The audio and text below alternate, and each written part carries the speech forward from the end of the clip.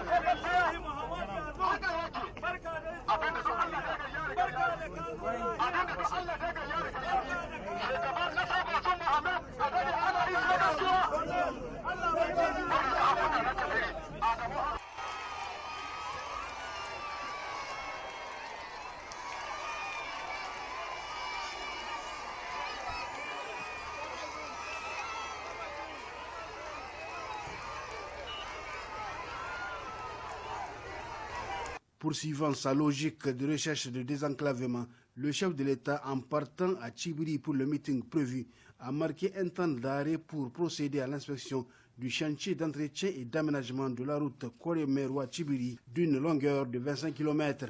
Selon les explications fournies au président par le directeur général des grands travaux, Abana Kwara Bachir, les travaux qui avancent normalement sont à un taux d'exécution de 15% et s'inscrivent dans le cadre du projet de la route Bol-Bol-Tchibiri-Koré-Meroua et les bretelles Tchibiri-Nassarawa, Tombobouya et Doumega, frontière du Nigeria, longue de 129 km, financée par le budget national à hauteur d'un peu plus d'1,2 milliard de francs CFA. À Tchibiri, c'est un autre accueil de grand jour qui a été réservé au président de la République, Mohamed Bazoum.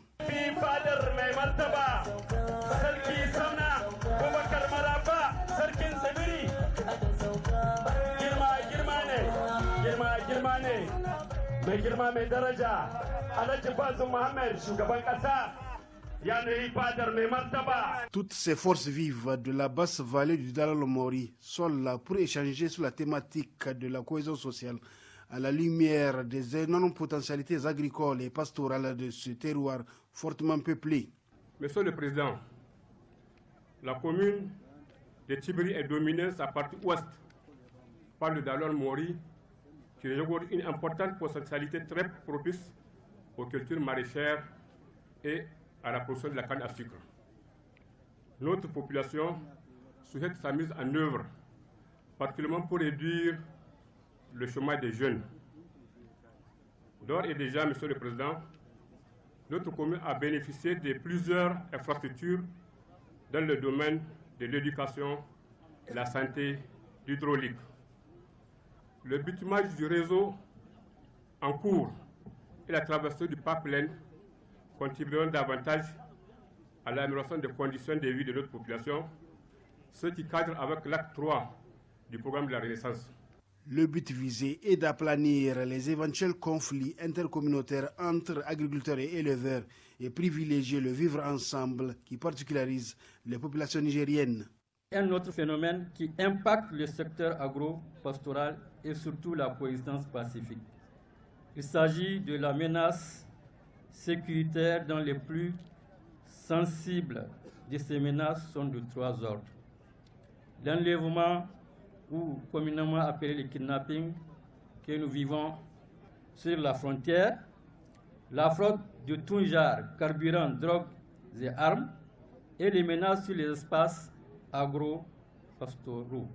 Si les 2 premières menaces sont de cause exogène, la dernière est une menace interne pour laquelle on peut apporter des solutions. Nous pensons que l'État et ses partenaires peuvent nous aider à régler ces problèmes à travers une gestion rigoureuse des espaces pastoraux et des dallols qui traversent l'ensemble du département.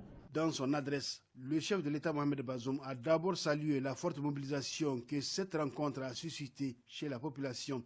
Une preuve, a-t-il poursuivi, du soutien qu'elle apporte aux actions de développement déployées par le gouvernement, ce qui va le stimuler davantage à redoubler d'efforts pour l'amélioration des conditions d'existence de cette population. Dans ce cadre, justement, le président de la République s'est appesanti sur des projets qui seront mis en œuvre pour l'exploitation des potentialités hydriques souterraines dont cette partie du Niger regorge pour lutter contre le chômage et autres tentations chez les jeunes.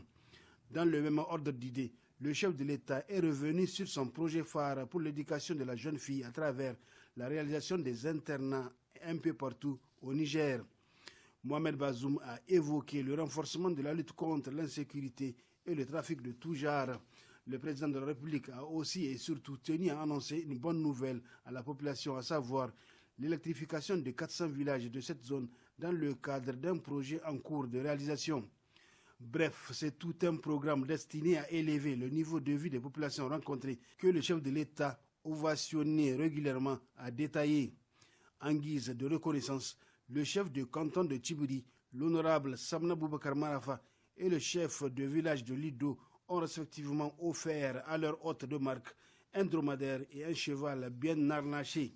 Pour clore le jour 2 de sa mission de travail et de proximité dans la région de Dosso, le président de la République s'est rendu au 72e bataillon interarmes BIA où sont formées les forces spéciales du Niger chargées de lutter contre le terrorisme pour les encourager comme de coutume. Je vous rends hommage, surtout aussi, pour tout le travail diffus que vous accomplissez et qui procure aux populations de la région de Dosso ce sentiment de sécurité qui les habite aujourd'hui en dépit d'un environnement qui est particulièrement dégradé de ce point de vue à notre frontière avec le Nigeria.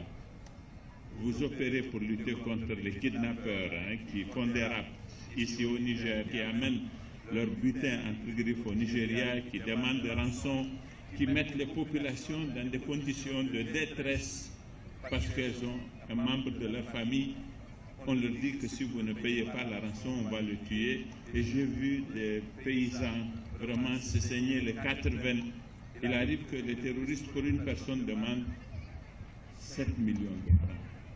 Il arrive aussi malheureusement que les populations se rendent au Nigeria pour payer ça. Je vais aller à Dankaseri, qui est justement une zone qui est affectée par ce phénomène.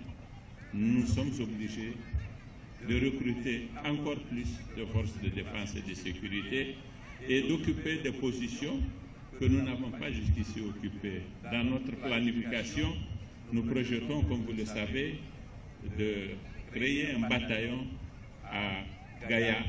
De retour au gouvernorat de Dosso, le chef de l'État, chef suprême des armées, a présidé le traditionnel Conseil national de sécurité.